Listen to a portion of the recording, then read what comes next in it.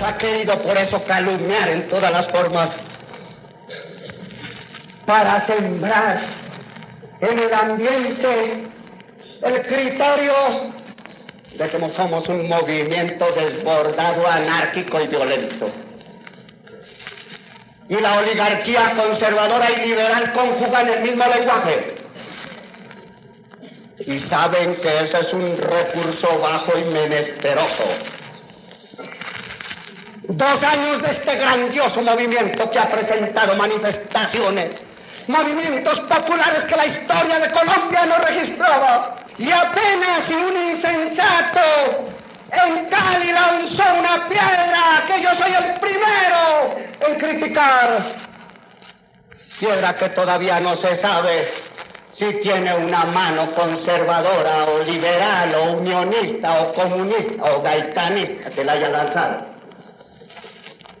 Y se eleva eso como un motivo doctrinario. El día de ayer se cumplieron 75 años del asesinato de Jorge Eliezer Gaitán en el centro de Bogotá, ahí sobre la avenida Jiménez con Séptima.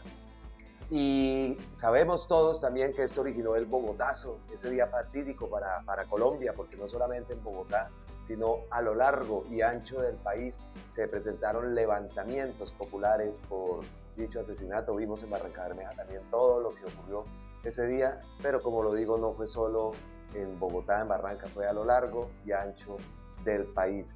Jorge Eliezer Gaitán Ayala, el segundo apellido de él, nacido en Bogotá en 1902, dirigente político colombiano, que como todos sabemos y ya lo había dicho, pues originó el asesinato, originó el Bogotazo. Nacido en el popular barrio de Las Cruces, en Bogotá, era hijo de Eliezer Gaitán Otálora, liberal radical que tras trabajar en diferentes oficios se dedicó finalmente a la venta de libros usados. Su madre fue Manuela Ayala de Gaitán, maestra de escuela, mujer activa y progresista, que dejó honda huella en la transformación de su hijo. Los Gaitán tuvieron 6 hijos, siendo Jorge Eliezer el mayor de ellos. Debido a las dificultades económicas, muy pronto la familia Gaitán se trasladó a vivir al barrio Egipto, también en Bogotá. A los 12 años, pues su madre fue quien lo inició en las primeras letras.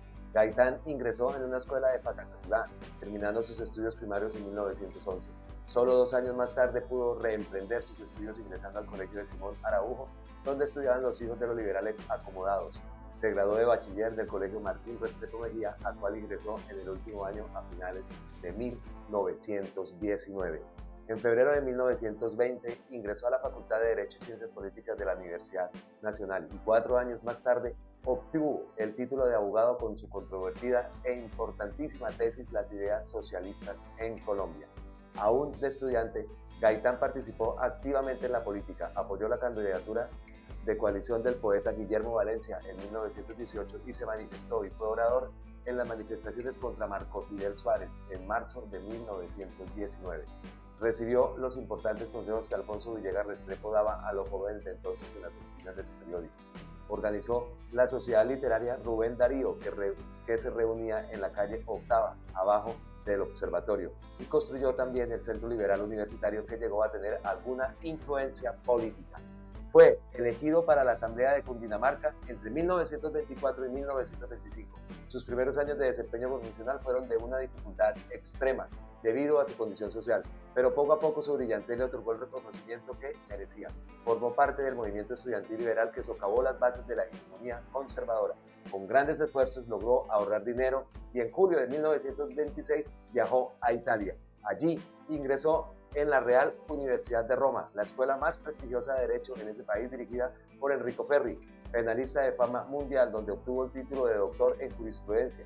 Su tesis mereció la calificación Magna Cum Laude y el premio Enrico Ferri, y llegó a ser texto de estudio. Llevaba como título El criterio positivo de la premeditación. Vaya cerebro, Gaitán.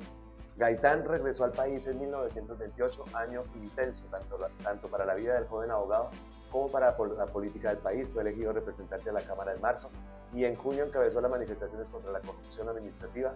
Visitó en diciembre la zona bananera. Allí investigó la masacre de trabajadores de la Unity Project, novelada muchos años después por Gabriel García Márquez en 100 años de soledad. Sus denuncias sobre los graves acontecimientos se convirtieron en abiertos debates contra el gobierno de Miguel Abadía Méndez y logró que muchos trabajadores fueran liberados y indemnizaciones para las familias de los caídos. Pues esto lo tomo de biografías y vidas, una página web, para hacer como un resumen más o menos de la vida de Jorge Luis Gaitán, cosas que pues muchos sabíamos, si los que no sabían pues ahí tienen la oportunidad pues también de aprender un poquito de este gran personaje de la historia colombiana. Gustavo Bolívar en su cuenta de Twitter trinó 5 detalles que no sabíamos de la vida de Jorge Luis Gaitán. Veámoslos. 5 cosas de Gaitán que quizás no sepas. Al igual que Petro, hoy a Gaitán lo tildaban de comunista, y tan no lo era, que el Partido Comunista no votó por él en las elecciones que ganó Mariano Ospina Pérez. Los comunistas votaron por Gabriel Turbay, el candidato del Partido Liberal. El día que mataron a Gaitán en 1948 se celebraba la 9ª Conferencia Panamericana. Ospina envió como delegado por Colombia a Laureano Gómez, en aquel entonces su ministro de guerra, y por Estados Unidos asistió el general Marshall. Los jóvenes latinoamericanos se inventaron una anticonferencia a la cual fue invitado Fidel Castro, por aquel entonces un desconocido. Recuerden que la Revolución Cubana empezó en 1953 y culminó en 1959. Gaitán, opositor al gobierno de Ospina, fue invitado a esta última y su intervención sería a las 2:30 de la tarde. A la 1:05 de la tarde lo asesinaron. Gaitán se dio a conocer por su debate en el Congreso sobre la matanza de las bananeras. Hay que leer esa pieza para entender su magnitud. Pero después hizo un debate sobre la tierra. Ahí empezó a cavar su tumba, porque se atrevió a decir: la tierra es para el que la trabaja. Asesinado Gaitán, el Partido Liberal presenta en su reemplazo la candidatura de Darío Echandía para competir contra Laureano Gómez. A Darío Echandía le hacen un atentado en el que muere su hermano Vicente Echandía, se retira, y Laureano Gómez, candidato único, gana la presidencia. Y como último punto dice: Gaitán vive. Entonces eso era lo que quería traerles a través de este video. Pues el resumen que hace Gustavo Bolívar, ya lo están criticando, pero eso no es lo importante es estos detallitos. Yo ese detallito, el primer detallito, no lo sabía, se los confieso. No sé ustedes, ¿lo sabían? Cuéntenme si lo sabían. Pues también Gustavo Petro trinó esto. ¿Cuál es la distancia entre Gaitán y César Gaviria? ¿Cuál es la distancia entre el programa del Teatro Colón que definía al Partido Liberal como el Partido del Pueblo y hoy? ¿Cómo juntamos los hilos de la historia? El hilo del alma popular. Eso fue el trino que hace Gustavo Petro respecto a esa conmemoración de ese fatídico 9 de abril de 1948. 75 años ya se cumplieron. Entonces, pues, hasta aquí este mini video, un video corto pero interesante. Espero que así les parezca. Para terminar, siempre vi este mensaje en Epic. Un tuitero, llamémoslo así, es una persona reconocida en redes sociales, y siempre me llamó la atención, y pues lo traigo a colación hoy porque justo viene al dedo, hablando de dedos. Él puso en su cuenta de Twitter el 20 de junio de 2022, te cumplimos. Y sí, comparto plenamente, y por eso comparto este tweet de Epic: te cumplimos, Jorge Eliezer. Tenemos presidente progresista.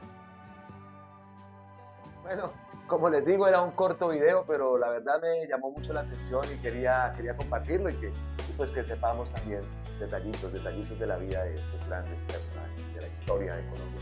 Ya que muchos tratan de ocultar la historia, de que muchos de nuestros niños no sepan la historia de Colombia, pues detalles como estos vienen muy bien. Entonces, pues hasta aquí este video. Feliz lunes, feliz resto de semana. Nos seguiremos viendo, ya saben, estamos de vuelta aquí en Colombia con C, su casa, la casa de todos ustedes que tanto extrañé estos días de ausencia. Nos vemos en la próxima. Abrazotes ancestrales desde la distancia. Como siempre, miles y miles de gracias. Hasta la próxima. Recuérdenlo, otra Colombia. hombre, clarísimo que es posible, y para allá vamos. Rivera. Esperen y verán. Nos vemos.